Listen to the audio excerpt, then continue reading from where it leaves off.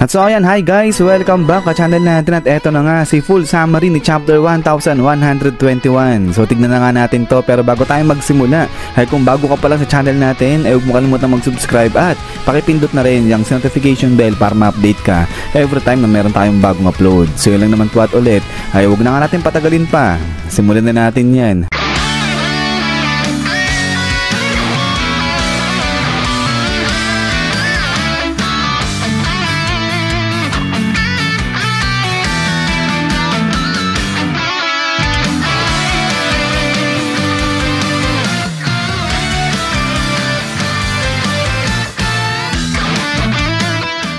At so dito ngayon magsisimula kay Saturn, kay Kuma at saka kay Bonnie. Dahil etong si Saturn ay inatake niya na nga dyan etong dalawa. Pero dali-dali naman ay etong mga higante natin blinak etong pag-atake ni Saturn. So kaya ligtas etong si Bonnie at saka nga si Kuma. Habang sa kabilang banda naman ay etong si Luffy titingin-tingin ngayon siya sa paligid. At dito nakita niya etong si Bonnie nagbalik na sa pagiging Nika. Siya nag-transform ulit etong si Bonnie sa pagiging Nika. Pero pagod na nga dyan itong si Bonnie. So pinipilit na lang tumayo ni Bonnie. So kaya naman dito may kita natin na si Luffy bigla niyang sinuntok yung isa sa mga pag-atake nga ni Saturn na gagawin niya dapat dito kay Bonnie.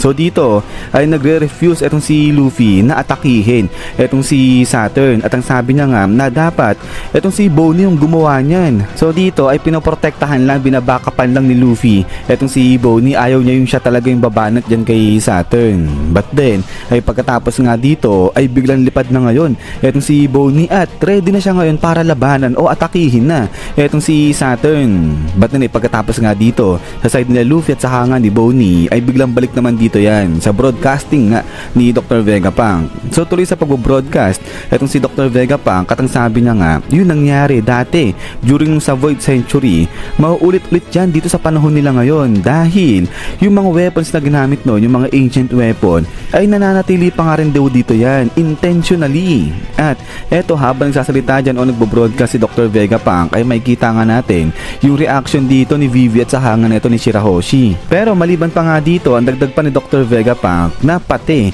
yung mga races na dapat ay wala na o na-erase na ay nandito pa rin kasi nga yung mga descendants noon buhay pa, sabi niyang ganyan.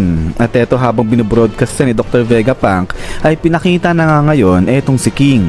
So etong si King iniisip niya yung mga Lunarian, pero sa kabilang banda ay dito pinakita rin pati itong si Pudding. So dito parang sinasabi lang na ibig sabihin itong race ni King at saka nga ni Pudding, yan yung mga races na dapat ay matagal nang na-erase. Pero dahil nga sa buhay pa itong mga to kaya nag-i-stay pa rin o nananatili pa rin yung kanilang mga lahi. Pero ayan nga habang patuloy si Dr. Vegapunk sa pagpo-broadcast ay biglang balik yan dito kay Saturn. Dahil etong si Saturn hindi pa rin siya tapos at tuloy pa rin siya sa pag-atake kay Bonnie. Pero etong si Luffy, ang ginagawa niya, pinagbablock niya naman etong ang ginagawang atake ni Saturn dyan kay Bonnie. So nagre-refuse pa rin etong si Luffy na atakihin directly etong si Saturn dyan.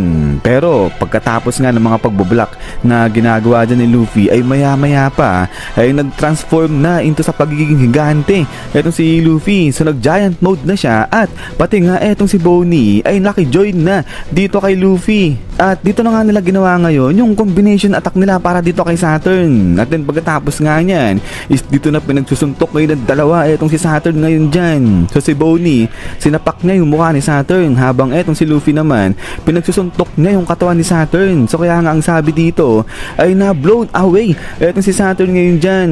So butas-butas ngayon yung katawan ni Saturn at pati yung sungay niya, yung mga galamay ni Saturn ay nagkaputol-putol nga rin daw. At may kita na etong mga limbs ni Saturn ay nahuhulog unti-unti o pira-piraso dito nga sa may karagatan na. So grabe, tinagtad nila, dinurog nila etong si Saturn dyan.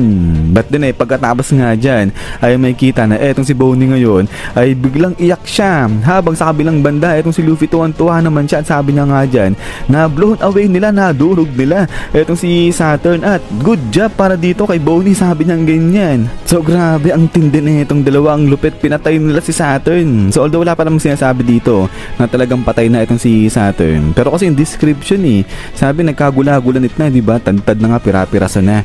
Itong si Saturn nahuhulog na yung mga limbs niya dyan sa karagatan. So hindi naman natin alam kung may regeneration pang ability itong si Saturn. But anyways, ay pagkatapos nga dito sa ginawa ng dalawa na to kay Saturn, ay dito sa kabilang banda ay may kita naman na etong si Sunny maglalanding na rin, papalapit na rin siya din sa may Elbaf ship naman. At so ayan, ay habang palanding na nga etong si Sunny, etong sila Zoro dyan sa barko ng mga higante, ay balik dito yan sa broadcasting nga ni Dr. Vegapunk. At katulad nga kahapon ay dito na nga sinabi ni Dr. Vegapunk na yung tadhana o yung fate ng mundo nakasalalay yan kung kanino mapupunta yung One Piece treasure na nga na yan. At dito na nga pinakita ngayon yung mga major characters. So kasama na nga dyan etong si Shanks, etong si Dragon, etong si Luffy, at pati etong si Blackbeard kasama na nga dyan. At maliban sa mga to ay nandiyan din pati etong si Buggy, etong si Akainu, si Kobe, etong si Kuzan, at pati nga etong si Imo Sama. So yung dito kay Buggy, maraming nagugulat kasi nga yung sa connection niya kay Goldie Roger. Pero ang lupit nga nito ni Buggy, sino ba mag-aakala na talagang kasama sa mga major role o karakter etong ginagampanan dito ni Buggy. Pero maliban pa nga dito ay may kita nga rin natin dyan na pati etong si Garling Figureland at saka etong si Sabo kasama rin dyan nga sa mga major characters na sinasabi.